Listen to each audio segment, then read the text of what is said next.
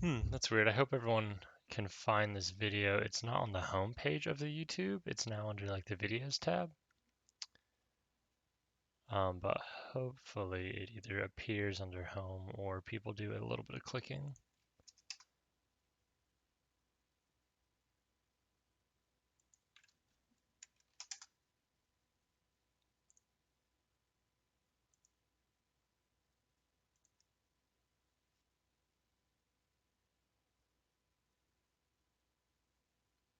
Hey, yeah, the class I'm pretty sure is more like pass fail. I do not think it affects your GPA.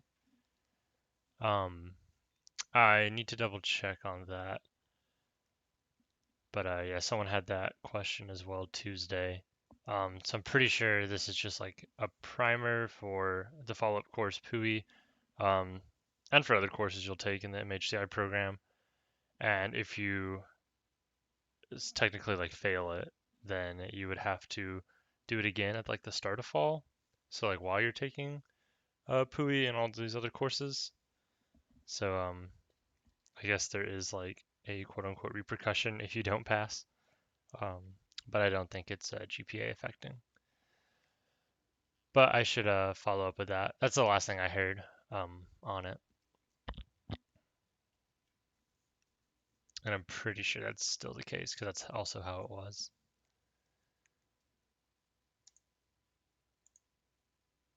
But I'll give it a few more minutes and then we'll just dive into working through the lab. Just want to make sure no one like posts like, "Where's the live video?"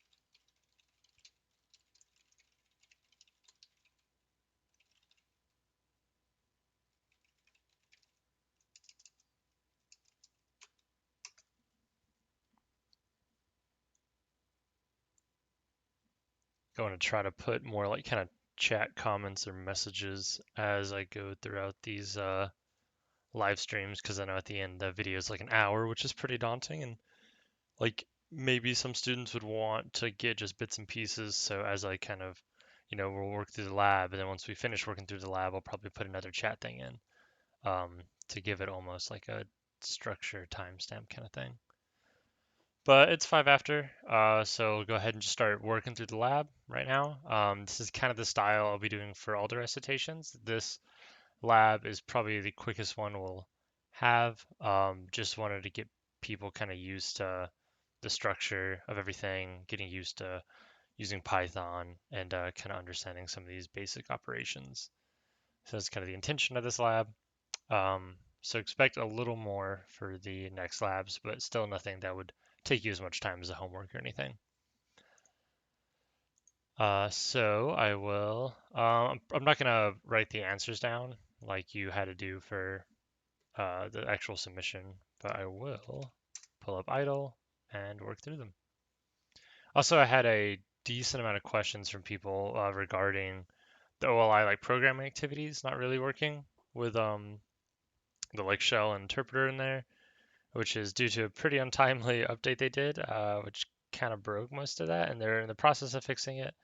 But even if those were working, I do kind of encourage you to just have idle up anyway, or use one of the websites that lets you program in the browser like Replit.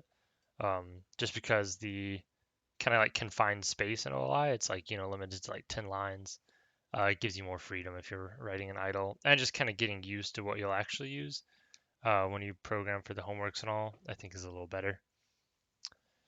But anyway, we'll dive in. So the lab kind of has two parts. The first part being these kind of free response answers, where the intention was for you to type each of these into idle and then say what it evaluates to, and if it's an integer or floating point, which are things covered in OLI, and in particular, I think it's what, page 5 or 6 that I also referenced last. Oh no, yeah, right here. So, here's what an int is, here's what a float is. If you do need a little refresher, if you struggled with this part of the lab, I definitely suggest going to page 5, interacting with the Python interpreter in the OLI modules.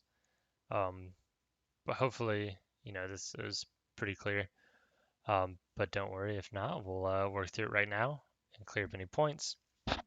And also, kind of relating to these types, it's definitely useful to know what a bool or boolean is, and a string, as we'll be working with those a ton throughout this course, and honestly throughout the MHCI program as you work on little programs. But all right, so the first one is 250. So, you don't really need to type this one in since it's not an expression, it's just a value. And integer float, this is an integer. Yeah, that one's pretty straightforward.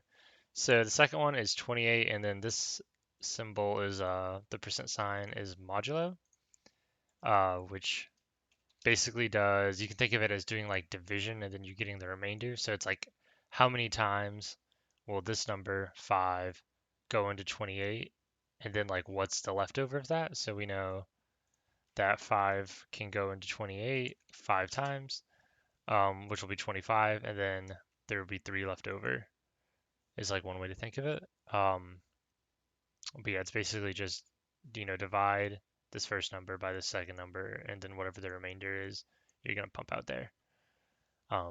And this is something that I think is also used in the homework, or you can use it in the homework to make things a little easier. Um, so there's a little hint for you. But also, modulo is super useful in a lot of functions, and it's kind of one of those things where you could not use the modulo sign and then add a little more code to do it, but then you'll find that it helps you. So having a kind of understanding of this, if you hadn't encountered it before, because I know outside of programming, it's also used in just like math in general, um, could be useful. But yeah, and then 3 is an integer. Basically, if you don't have like a decimal, it's going to be an integer. So 2.5 e to the 2, which evaluates to 250 with decimal. So we have a float. Again, it's pretty straightforward. I believe we cover the e to the 2 um, in the OLI materials. And then kind of same thing here. So now we have, what is that, 300,000. Again, when you do e to some value, we're getting floats here, not integers. So that's something, I guess, to keep an eye out of if you are, making a function, writing some program, and you were expecting an integer, but you are using this operator, then you'll want to be cognizant that it's a float.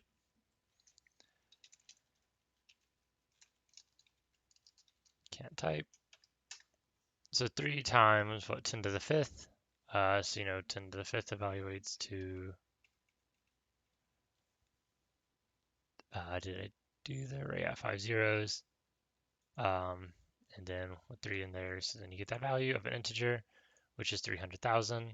Again, this one is an integer, so you can kind of see the difference between these two. Same value, same operations going in. This is just kind of shorthand for that. But you do get a float with the first. So I tend to personally just use this. I don't really make use of E ever, even though it is shorter, just because I don't know, the way I kind of like say the math in my head. I'm like, oh, 3 times 10, like to the 5th. I don't know. It just, I play this out more in my head with a double asterisk. Um, But again, if I did need a float for some reason versus an integer, then I feel like maybe I would be more aware of this. But yeah, that's the only real difference between the two. I'm sure under the hood too, there's some like speed, uh, like kind of optimization that's going on. Like maybe E is faster than doing 10 double asterisks to the fifth. Um, but that's, beyond this course. So you don't have to worry about it. Yeah, but the main thing is float versus integer. So for the next one, we have 20 plus 35 times 2, which is 90. And again, that's integer. You can see we have all integers here. Result is an integer. Why is it different from 20 plus 35 times 2? And again, this is kind of the whole order of operations thing. So in this case, we do multiplication first. 35 times 2 is 70, plus 20 is 90. And then in this latter case of 20 plus 35 times 2 with the parentheses, we would do parentheses first to get, what is that, 55. And so 55 times 2 is 110. So, the answer for like why this is different would be you do the parentheses first and the multiplication, order of operations, anything along that would be correct. So now we have 2 divided by 3 times 3, which is 2.0. So the result was a float, and so if we do 2 times 3, we get, 0.666 repeating. And then if we, let's just copy that. Ooh. Times it by 3, you get 2.0. So it's, doing 2 divided by 3 first, and then doing the multiplication. Again, it's just the order of operations thing. Yeah, no questions so far. Hopefully everything was straightforward on these. And then, yeah, this is a float. So even though we have all integers, since we're doing division like this, with like regular division, not integer division, it's giving us decimals, which are floats represented by floats. And then we times that decimal value by 3. And so even though we get a kind of whole number now, it is still a float. So now fairly similar, but with an extra backslash, we do that and it's 0. And that is because the double slashes are doing integer division, and so it's doing floor integer division. So 2 divided by 3 we know from up above is 0.66 repeating. But since it's like floor integer division, it has to be an integer, so it can't have like decimals. It can't be in float form. And it's like the floor of it. So since 0.66, we are rounding down to the nearest whole number, and we're getting a 0. So here's some, and so if you were ever confused on it, you can do, some more examples. Oh, in this case, we have the float here. But if we do, so 5 divided by 3, you still get 1, and it has to be to the nearest whole. So that was also gets out why this is different, and it's because the double backslash operator is for the floor integer division. Again, if you were ever looking at kind of code, or even if you were on this one and you were stumped on why it's different, and the OLI modules or any of the content we have for the course wasn't helping you with it, definitely feel free to just Google, like, I don't know, it'd be like, maybe I've already Googled this double backslash Python. I've clicked here before, look at that. And it's like, yeah, I saw in someone's code, they have this double backslash. And then trust you'll Stack Overflow, and they say it's floating point division for the single, and the double backslash to do integer division. So it's the quotient without the remainder. So pretty straightforward answer. Definitely feel free if you do ever get stuck on something like that to just Google and find out. Yeah. So for the final one, we have 25 minus 5 times 2 minus 9, which is another kind of order of operations thing, where we're going to do that first. And then we'll just, yeah, it is different because these latter ones have parentheses. Again, changing the order of operations. So just gloss over that. Yeah, and dive into number 2, unless anyone has any questions about the first parts of 1a through I. But I think the main kind of takeaways for this was, hey, this is modulo, this will be used, and is important. Kind of knowing the difference between integers and floats, which is big. Like I said, E versus a double asterisk, up to you. And then just kind of really emphasizing order of operations, which can get you in trouble if you're doing some functions and you're getting a value you don't expect. It could definitely be from parenthesis use, order of operations. And another thing that can get you in trouble too is if you're like expecting a float or an integer um, to match up with a certain value. Like if you input a certain float and do division on it, but then you're comparing it to an integer, then you will get different values. So if you make a function and you expect people to input like 7, but then or 8, but like if someone does do like 7.5, like if you're doing something that's like I don't know, double the number and compare it, um, you should always kind of keep in mind that if you are expecting some numerical input, do you want to try to force it to be an integer or float? Do you need to like tell the person or whatever calls your function that it should be an integer or float? And if you're doing any kind of comparisons in your function, like if it's equal to 3, do something. Um, then you might want to kind of force people to input an integer or make your input not just the raw integer. Go to toolbar and click on run. Oh, I guess I want to read these questions out loud just in case no one looks at the chat. But this is kind of a related question. How can I run programs on Mac without going up to the toolbar and clicking on run? I can't get F5 in any format to work. So I'm on Windows and I don't readily know the answer to that. But what I might do is I have to make this file anyway. So if you make a new file, like using idle, and you click run, is under run module, does your thing still say F5? Or does it give you some like command plus uh, something for your Mac? Because on Windows at least it is F5, or you just have to, click run module. But maybe like the hotkey for that is different on Mac. But admittedly, I've not used Python on a Mac in a few years.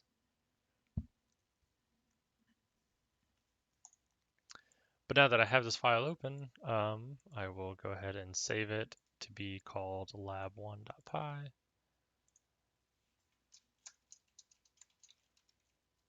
So it defaults to a Python file when I'm saving it. So I didn't have to pick that from the dropdown, which doesn't seem to work. I tried Command 5, Shift 5. Yeah, I thought honestly Command 5 or Command F5 would work. Do you have one of the Macs where the F keys are only triggered by like holding command or function? Because I know on my laptop, my F like 1 through 12 or whatever uh, doesn't actually function as those function keys unless I hold down the function button on my laptop. So I don't know if you have a setup like that where you're like F5 isn't really an F5 until you hit the function key or hold the command key and click it or something. That's a potential.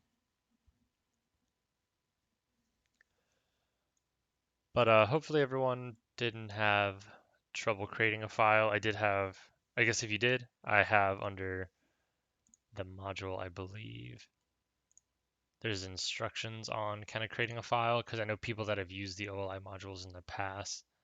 I don't know how clearly it articulates creating a new file. Um, so this first link, getting started with idle, kind of goes over that. But yeah, you just file, new file, and you'll give it a name. It should default save as a .py, which is what you'll need. But let's go back here. So we don't really need the shell right now. We just need to worry about this file and these nice instructions. So we named it lab1. So for the first one, it's not that big of a deal, and I think all the ones I've looked at so far did it. But try to name your file like kind of what's mentioned in here, um, including capitalization. So that being said, I probably should have just kept it lowercase to make it a little easier. But yeah, the definitely function names and number of parameters and the file names, if they're given to you in the instructions, try to keep them exactly like that if possible, because it makes running them and everything much easier. but now we'll make this function called circle area, and we'll pass an R. And then, so that's, function header right here. This is our function name. We have this parameter R. Gotta always put the nice colon there because Python. And then Python, which is different. I actually don't know off the top of my head any other programming languages, at least not ones I've readily used, that worry about indentation. But if you'll notice, as you've been coding, that indentation is very big in Python. In fact, it kind of auto does it for me when I make a new line, which a lot of other languages like Java, C Sharp, C++, JavaScript, even what you'll be using, they don't care about like indentation or really line spaces. You could technically write like a whole function on a single line. Um, but Python does enforce that, which I think is a good thing because it helps you write cleaner code. Um, but again, it can get a little annoying if you, for some reason, like your indentation doesn't work and you're using like spaces and then it doesn't line up. Um, but yeah, that's just one thing to kind of know as an aside. But all right, so we made this circle area function and we need to calculate and return the area of a circle given the input radius r. So our input parameter r corresponds to the radius of a circle. And then there's the formula to input. All right, and so it says calculate, so we know we need to obviously get this area value and then returns.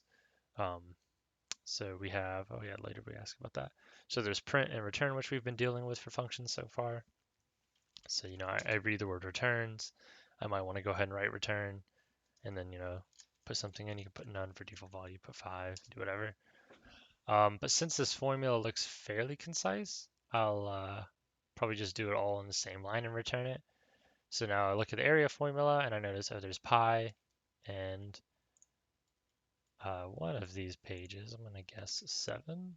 We talk about the math module, I think, somewhere. Not that one. But hopefully, yeah. So hopefully before doing the lab, you came across this page 8 using built-in functions, which kind of talks about the math module and using pi in general. But again, if you didn't come across that, or if you're reading a function ever and you're not sure what to use, definitely Google it. So for instance, I might do like, Python, pi. You can use, I guess, these first two. And then this module is always available, provides access to math functions, C standard. So then you can look through all these. Honestly, probably not the best first link. Now I'm just trying to find pi in here, and then, oh, look, concept, mathematical concept for pi, so math.pi. Maybe this one's a little better.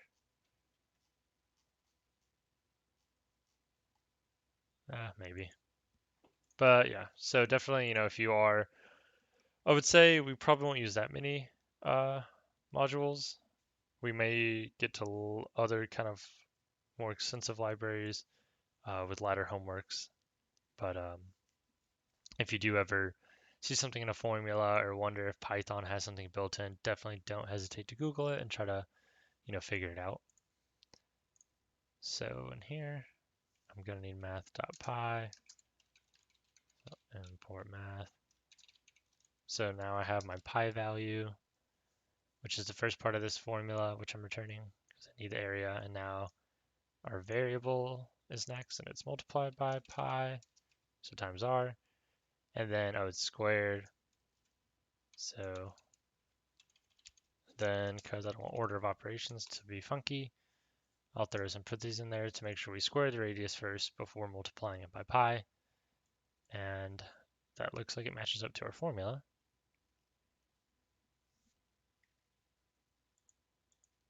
And so I'll save it and then I'll run it. And so now you get this restart and go to circle area. Let's pass in 5. And I get this value. And I do want to check it. So I'll just Google circle area. That looks like the same formula. And in our example, I pass in the value of 5, and I got 78.5398. Pass that in. Looks like it rounds up 2 digits. And yeah, so that's, a good way. When possible, it's always good to check your functions. And this is one way to do it conveniently in this one. Google has the autocomplete area thing. So it helps it out.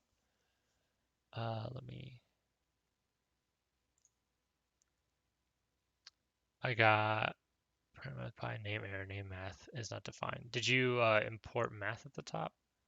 So I think if we save this, I hit F5 to run it, area. Yeah, so I get name math not defined. I get that same error as well when I try to call on math.py and I don't have the math module imported. And so that also gets to the other one is why do I start with import math? Because I'm going to call math.py, which I guess technically in this case I could have just done whatever pi is, 3.14, but I do like the precision that math.py gives me. So I'm importing this math module, which gives me access to all the math dots, all the different properties and functions that the module allows for, and so math.py is one of them. So by importing math, I can make use of these. I do math.py, run it again. Now when I call the same thing, it recognizes math.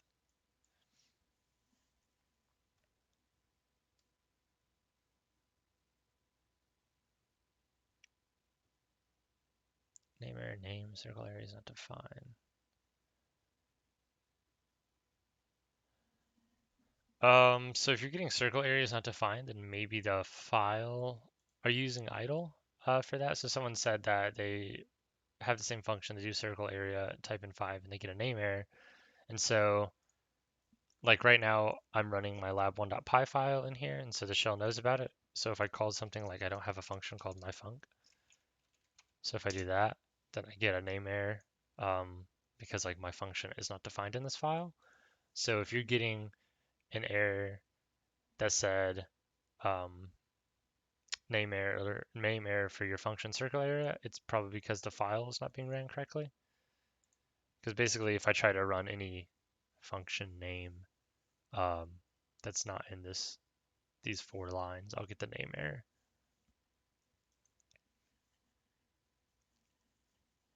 Yeah, by default, so like math is one of the kind of default modules or libraries you can think of for Python. Um, and so you're calling it, but it's already built into Python, but it's basically saying, hey, I want to make use of this in my code. So give me access to all this math stuff.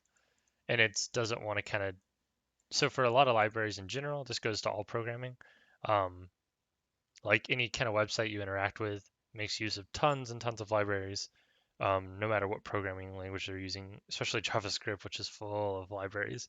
Um, and those aren't all kind of given on default because if you think about it, if you have, say, for some programming language or paradigm, you have like 500 libraries, you wouldn't want to load those on like every page because it just becomes like kind of cumbersome. It's extra download space, extra latency that you wouldn't need. So these kind of statements say, hey, like I want to use this library right now. So when I'm running my file or accessing my web page, go ahead and download, um, quote unquote, or make use of that library. So that's kind of what these statements are like. I'm not sure how many uh, libraries you're going to need to use in PUI for JavaScript, but it's for web programming in general, which, PUI is not like a web programming course, so I wouldn't worry about it too much. But if you do take any web programming courses or kind of take any courses while in the program that do require web programming stuff, that's when I would say the libraries start to get um, pretty excessive and kind of annoying. But yeah, for Python, and especially for this course, I don't think we'll be using really too many. Um, but for the homework, you will need to import one that is math is one, but you'll need to import another one that's a kind of standard Python library. And I think I give like a hint in the homework on what you might need to search for.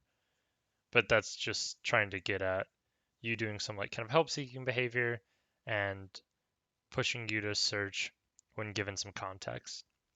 So I think in the homework, the things like you need to generate like a random number through a certain value, and you may need to import a module in Python. So hopefully that kind of gives you some context on what you might need to search for.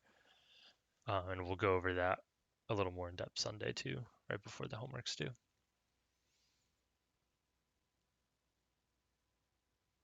I'm using idle and still getting the name error.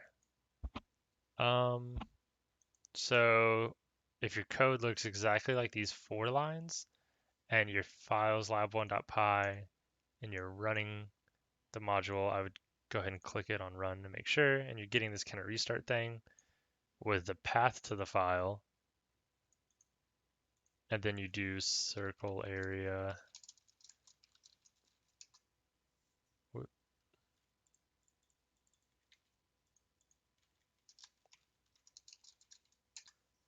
So this one gave me a name error because I did a typo. So one thing that often gets me, because I'm really terrible at spelling, is I will typo my function name and then try to spell it correctly when calling it, and so I get the name error, which is a potential.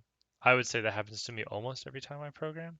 Like just then, I misspelled circle and spelled it correctly here, so I'm getting a name error. So that could be a potential. And if this now specifically, that's something that everyone should kind of watch out for. While programming, especially with like variable names. So if I make a variable called like radius and I just go ahead and set it to R, and then in here I use like radius, which I spelled incorrectly. See, it's like UI and here it's IU. Then,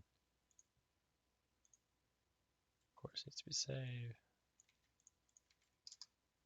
You get the name error and you're like, what? I have this variable called radius. Why isn't it finding it? But really, it's like, oh, there's a typo. And that is one of the more annoying parts of programming in general. At least you don't have to worry about semicolons here in Python. But yeah, typos get you a lot. Get me a lot, Maybe they'll get you. I don't know. But that pretty much covers this first part of problem 2. And so now we define another function that calculates and prints the value called print circle area. So I'll just copy this because I don't trust my typing. I'll fix this back to where it was.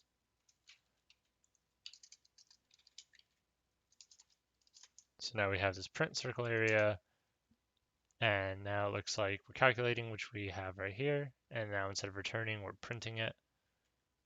So one way I could do it is just print the value here.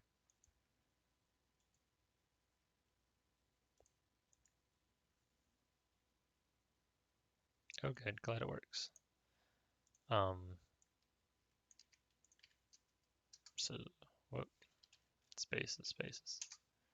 So, yep, circle area, obviously returning the same thing now that I changed it back to how it was. And now I want to call print circle area, and it's printing out the value. And notice when we're calling it in the shell that it's like, hey, like, it looks like it's doing the same thing. And that's just how the shell works for prints and returns. When you're calling a function, if it returns the value, it's going to show it up to you, even if you don't call print, because, well, there's like a lot of reasons actually, but if it's returning something and so you expect this value to be returned, and it wants you to like be able to, so it's like putting it into the standard output when you're calling it from the shell so you can view the value, while print is like always putting things in the standard value. So just in terms of calling them in the shell, it appears they're the same. But if over here, in like my actual file, they are not the same, which gets at this part right here, and a comment denoted by a pound sign or a hashtag for the youngins. In the file, please briefly describe the difference between print and return.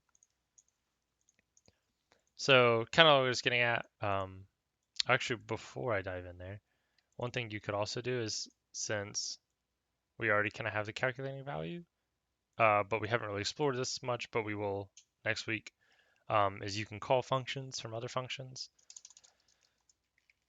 So I could actually just pass in the radius we're taking in a print circle area, and then go ahead and pass it into our previous function that calculates and returns circle area.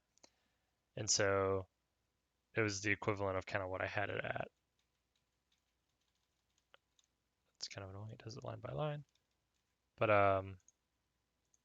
yeah, so that is the same as what we call in circle area. And since we can pass the same radius into circle area and get the return value, then it'll print whatever is returned out. So it should be the same exact thing as what we just previously did.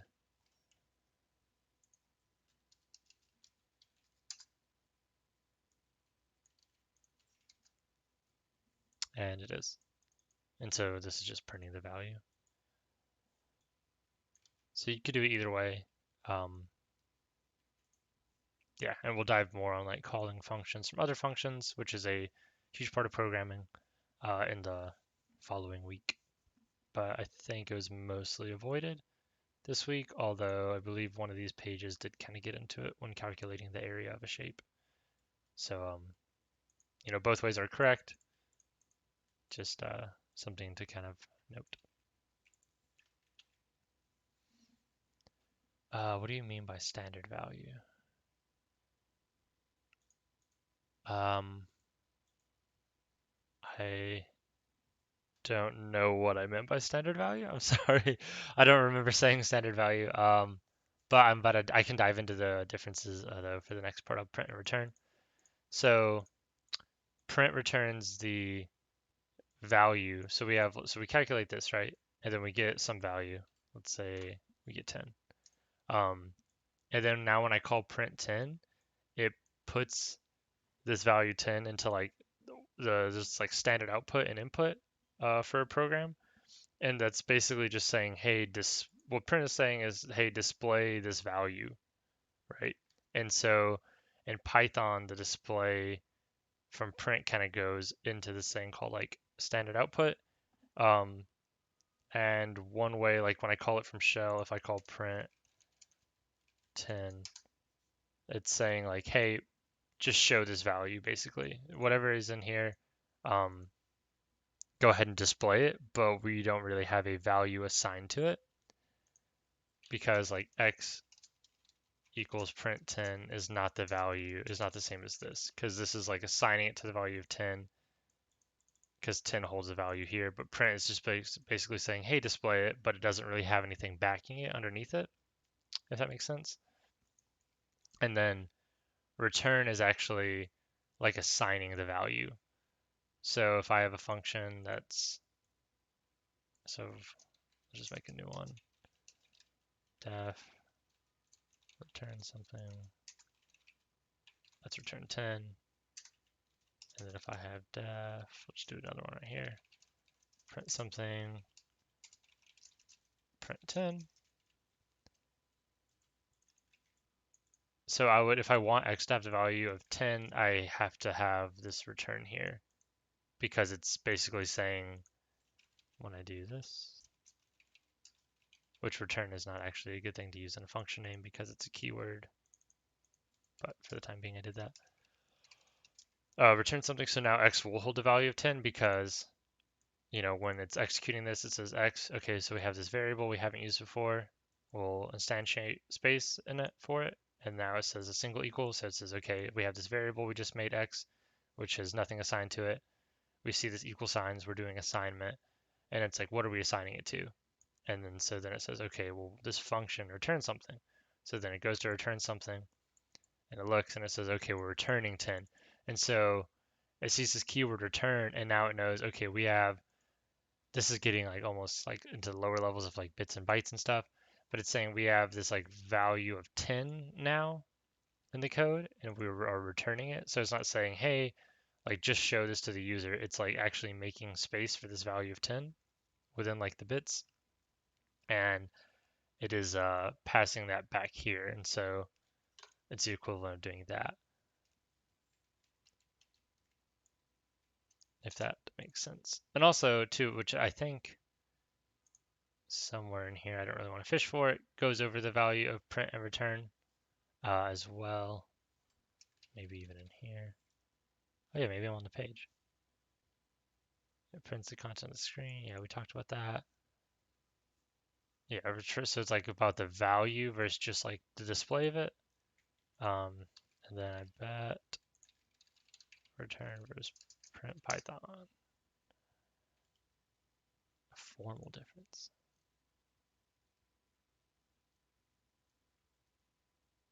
Yeah, so here's that standard output I was talking about. It basically you can think of it as just a display that you can just read. It doesn't really hold an inherent value underneath it. So you can do assignments to it um, and get that value. But return actually does hold a value, if that's making sense. But what you need to really understand, like or know and use practically, is that um, in the case like this, where if you want something for assignment, then you're going to want to use return. And if you just want to display something and see it, you're just going to want to use print. And print is like the, which actually let me update on the chat. Yeah, why would you use, so if someone asks, why would you use one over the other, print versus return? Print is like editing in a file that's read-only. You're just showing something, whereas return is editing in a file you can save, which is a really great analogy. Spot on. You can use print to debug. The code doesn't really get saved in the script. Yeah, so one thing that I feel like is always lost, especially in intro to programming courses, is how useful print is for debugging. Um, like print is your best friend for debugging. So if you have some function that's like, imagine we have something here that's like 100 lines and we're not getting the output we expect, then you would want to throw in a bunch of print statements to get the kind of value. So I'll just give a quick example right here. Let's do like a large function and we pass in this. Um, and then we'll do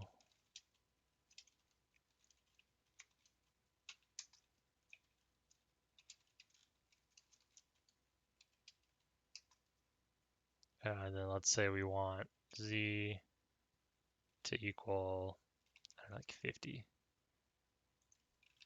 We'll return.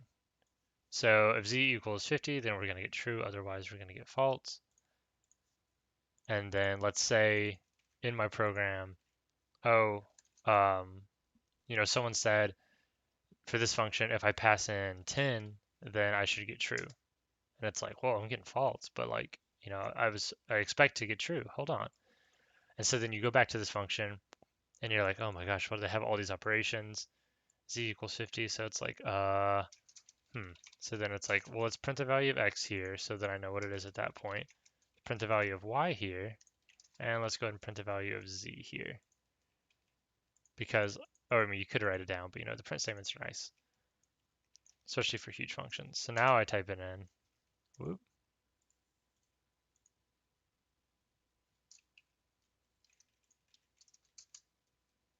And so now I see we're wildly off. But now at each point, I know what the value of x is. So it's like, after we do this first operation, x equals r times 5, I'm able to tell what x is. I can see what y is after we've done the value of y. And so now it kind of gives you a better understanding of like what these variables are. And so this last printed value is my z. And so I'm like, oh, okay, so I'm comparing 15,060 to 50. That's why I'm getting false. And so then you can step through and see, well, where did it go awry? At the first part, x, it's correct. But then when I do the value operations of y and z, it becomes these values, which is incorrect. So then, tells you what to do with your function. But basically, spam prints in your functions if you're having trouble. If you ever get a value you don't expect or you don't understand why something is like breaking or giving you an error, definitely feel free to throw prints throughout. Um, and then, when you submit, you could comment them out. You could just keep them in if you want. I tend to comment them out. But I mean, if you talk to someone that's like a programmer, like does this for like a job anywhere, they will tell you that when they're trying to debug their code, basically fix the errors that they encounter and getting it to run, that print statements are your best friends. So that's something I really want to try to emphasize from the start, especially when we get into the latter kind of homeworks that will involve functions that do more complicated things and are longer lines that you definitely would want to kind of throw print values in there. especially if you're working with, if we do like x for all these, and then we want to see what x is. Since you're kind of using the same variable, but then assigning different things to it at different points, it's much harder to kind of trace through the code on your own and know what the values are. It's much better to put these kind of print statements so I don't have to be like, okay, so we're passing in 10, so x is 50 here, and now this is 50 times 2. And then, it's just better to put the print statements and you'll know exactly what the values are. Or even if you're getting it, like if you have a larger function and it does give you an error, it might give you an error like toward the bottom, like right here. And so the code up until then will work. And so a lot of things people do too is like, I'm here. And so when you run it, you'll get the print I'm here, and you're like, oh, I know it, at least made it this far before airing out. So presumably the code that breaks this function is like below the print statement because it was able to call that print statement. And that's something we'll touch on too in more detail with the latter homeworks and coursework. But yeah, definitely make use of the print statements. They're just kind of like giving you the display. They are not actually a value is one way to think of it. So if you ever do need to do any kind of assignment or um, it says return a given value, you're going to want to use the keyword return. And then last but not least, pick a mathematical formula. Oh, also just as another aside, it's since this is like the kind of the first lab and homework, a lot of these do revolve around like math, which I know is like not the funnest. And I really hate when intro programming courses like stick with math examples the entire way because it's like I thought I was kind of done with that. I don't want to just be programming math the whole time. I want something more applicable. Um, and so I will definitely try to tailor the labs and homeworks toward something that you might be able to use or more HCI kind of stuff rather than like make a function that does math. Um, not to knock anyone out there that likes math. I like math, but it's nice to get some diversity in the programming assignments and not just always deal with it. But that being said, this one does deal with math, so pick a math formula that you've used in the past, one from undergrad or even high school, um, such as the area of a trapezoid or the Pythagorean theorem, and write a function called myfunc that has however many parameters you'd like, calculate some value using that formula. It should return this calculated value. So, based on those instructions, let me just fix this. I just want the code state to be something that I would submit by the time we're done. So now I'll do my function. What do I want to do? Let's do Fahrenheit to Celsius. So Fahrenheit is the temperature.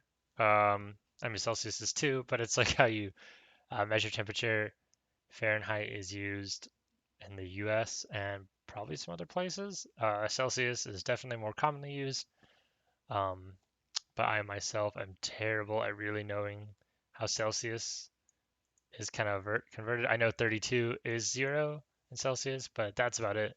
So when all my friends are like, oh, it's like 24 degrees Celsius today, I'm always clueless on what that means in terms of Fahrenheit. So let's make a function that kind of goes over that. So if I want people to pass in Fahrenheit and get to Celsius, I'm going to need a parameter. We'll call it temp for temperature. Yeah, variable naming and function naming is always important. So if I was actually writing this for like some production code or something that was going to be used outside of a homework, I might want to call it, Fahrenheit to Celsius or name my function something else. Um, but temp kind of works as a variable name because you can associate it with temperature. But anyway, so I have this pass-in value now. And thankfully, Google kind of gives this formula for us. And so I want it to return it. I'm pretty sure that's what the homework says. Yes, return this calculated value. Back to here. Sorry for spamming all these windows. So they even kind of get the parentheses down for us already. So nice order of operations going on there. 32 degrees, so it looks like my input temperature is here. and then we'll do minus 32, and then we'll times. And then personally, anytime I do division, I like to go ahead and throw those in parentheses just to ensure the order of operations are right. Not that it really matters, but I think it's in this case, but I think aesthetically, it's just something I was kind of trained to do. And so that honestly looks like that's all of the formula. So I'll run it. And let's call my func. Let's pass in if it is, I think it's like 85 degrees where I'm at right now, Fahrenheit. And whoops. And so that is 29.44 repeating Celsius. And so let's go ahead and go in here. Did we get the right value? Yes, we did. So, I can test my function. Hopefully some of the submitted ones that y'all did were able to be tested. For instance, if you did do like an area of a trapezoid, you do area of a, maybe it has this nice, oh nice, it has this nice function thing here. So you would test it if you have 3 parameters, like 5, 10, 20. So then you would pass that into your function here and then get the other value, or work it out by paper if you did something more complex. But again, for this one, no matter how small or large, as long as you did something that we didn't do in this homework, so as long as you didn't do circle area, um, you will get credit. Just wanted to try to get y'all thinking about because this is more how all the labs and homeworks will go of you need a function that does something like this, and you kind of have to come up with it, as opposed to just represent this math equation via programming. So yeah, coming up with the answers, or the code rather, to get the answer is going to be a large part of it. So that was kind of just a little teaser toward that. But I think that covers the lab. And so then what I would do is, I'd save this. So this looks good. It's got the 3 functions we needed. Oh, well, technically I didn't do my comment, right? Was that part of it? In a comment, yeah, right here. So then I would, kind of comment the difference, print versus return, and I'd actually put some text there. And then we ran these earlier just in the shell. I didn't write it down, but then you could use a text file or a Google Doc or a Word doc or whatever you want, and just kind of put what these values are, if it's integer or float, and then answer any of these. From the ones I saw, it looked like everyone kind of did it the same way, where you just basically took this list and replaced A with if it's float or integer, which is fine. If I don't give you some hard specifications on formatting the homework, then it's however you feel free to do it. So never worry about oh, am I going to get count off because instead of a list, I just did some other format. If I don't specify, you're fine. Definitely don't want to deduct points or anything like that. Here to help you learn. And I think, yeah, that kind of covers the lab.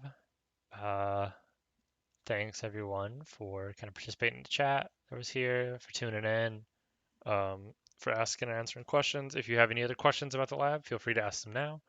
Or after this, you can ask them on Piazza. If you have any questions about the course or OLI or Canvas or the homework or anything in general, we can also take this time to answer any of those. Since we're so close to the hour already, I'll just stick around for the next 5 minutes.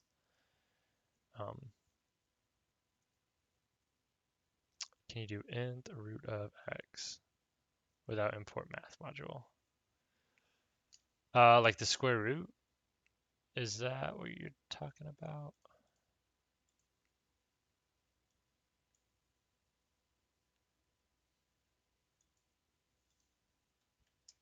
Can you even do square root in Python? Is it so? I'm pretty sure math.square root is one. I may be confusing it with another language.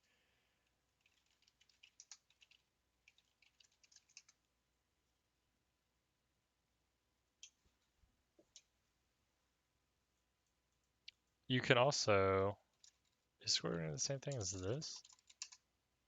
Yes, it is. So math does provide, I mean, it's kind of like with math in general, actually. A lot, Python, math. You can do sine and cosine and all that. Ceiling's a nice one, floor. Um, but as you can see, there are ways to kind of do it without including math.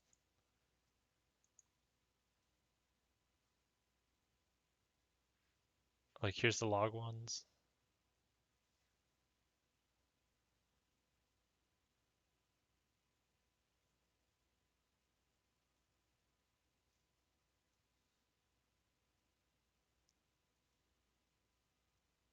Degrees and radians, which we might get into. We'll probably not touch these hyperbolic functions.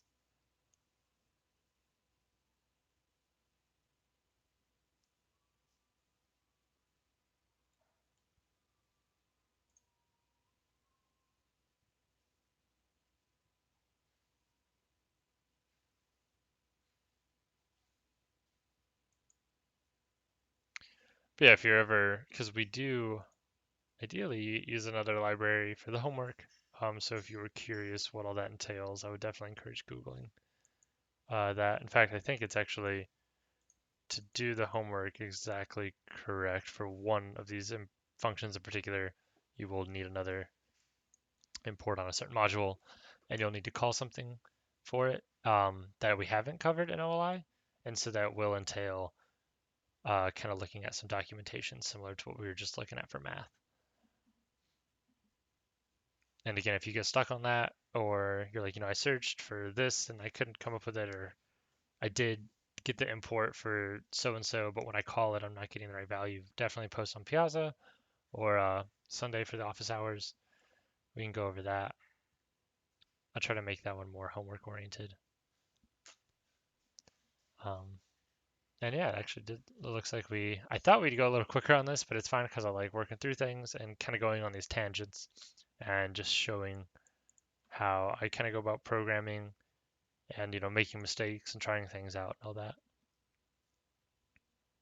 Yeah, I would say probably for this recitation that thankfully someone did bring up that kind of got me on the tangent is like the use of print statements in debugging is huge, and just like in programming in general. I mean, there's times, especially when I'm working with like a library I don't know. So if I'm like unfamiliar with math, this library, then maybe I would want to be like, hey, like what is math.py? So just like you can never have too many print statements basically. So feel free to make use of them. Just really want to reiterate that. Um, and yeah, we'll cover that uh, more throughout this course too, when we start working with more complicated kind of functions and stuff. Yeah, for the quizzes and OLI, which I think the quiz is due to what tomorrow at noon, or maybe midnight. I forgot, so let me check. But yeah, you can use it's like open content. You can use the OLI materials. All the quizzes will be directly over kind of what the OLI material covers, but you could use like another resource. Like if it does ask you something about the math module, like you're welcome to Google like math square root to make sure you're doing it right, or flip back through the OLI pages. But yeah, those are just um, I don't think the answers are out there. I hope not. I don't want you like searching for the question. I want you to be able to answer the question using resources though. So it's not like a kind of like proctored memorize everything and do this quiz. It's really about the kind of real worldness and applicability of it, because if you were trying to solve or use these problems from these quizzes in like your actual assignment for like PUI or in the real world for something, you would have access to these resources. Like you would be able to Google about this library. And so I want that to be mimicked when you're actually doing it. So yeah, definitely feel free to make use of the materials. Um, and again, if you don't get like, I don't think it's auto graded. Well, I know it's not auto graded. So I think once you're done with the quiz, you don't even see like what you got, because I had to go back and grade some of the stuff because there's a lot of free response. Um, but yeah, don't feel bad if you like are uncertain about one of them or you don't think you got like 100. Because again, I just really want that to be like a knowledge check to see, okay, these are the learning objectives everyone should walk away with by the time we're done with this module. And from that quiz, which directly ties back to these learning objectives, I can see, oh, this one in particular gave a lot of students trouble. And so I want to be able to kind of cover that at the start of next week and throughout um, this course to make sure everyone's getting the kind of key objectives. So the quizzes are a knowledge check in that form. But yeah, so we are at the hour. If there's nothing else, I'm going to sign off, and I think I'll make one more announcement on Canvas saying, hey, this video is posted when it's posted. But again, I probably won't do that every time, so I don't spam y'all with email. But yeah, thanks. Hope it was helpful. Again, if something does come up about the labs or homeworks or the course or anything, feel free to post on Piazza or email me. But yeah,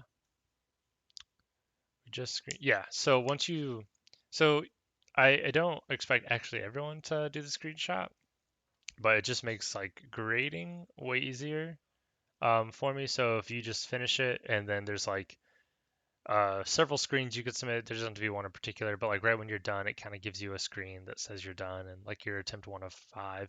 And then if you've already done the quiz and then you like leave and go back to OLI, then you'll see like here's attempt 1 out of 5 ungraded, start attempt 2 or whatever. That would work. Basically, just something that shows you did it. Because in OLI, I also have a view that has people's names and their emails and quizzes. Um, but in terms of like putting it into the Canvas gradebook, it's infinitely easier if I get students to submit something. So I figured just a quick screenshot would be the lowest thing that also says you did it. So that's kind of the rationale. But again, since it already is an OLI, I won't like penalize if people forget or just don't do it. But I'll try to reinforce that people do. Otherwise, it's kind of a little back and forth for me for grading. And there's a decent amount of students in here, and I don't have a TA, so it's kind of a lot of grading.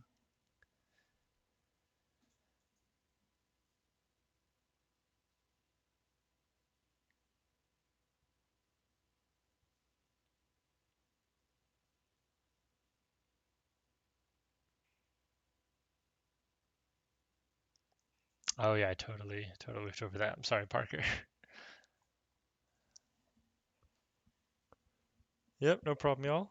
All right, I'm going to sign off. If something else comes up, email or Piazza. Ideally Piazza, just so everyone can kind of see it, and then it becomes like a public question and answer in case other people share your question. Because if you have it, there's almost certainly someone else in the course that has that question too. But yeah, also open on email and all. And I will see some of y'all for the Sunday office hours. Good luck with the homeworks. Enjoy your weekend. Don't work too hard. And don't forget about the quiz, which is due tomorrow at midnight. Oh, wait. Is it really? Oh, no, it's available. Yeah. Okay, due tomorrow at midnight. Or right before midnight, technically. So hopefully get it done a little early so you can enjoy your weekend. See ya.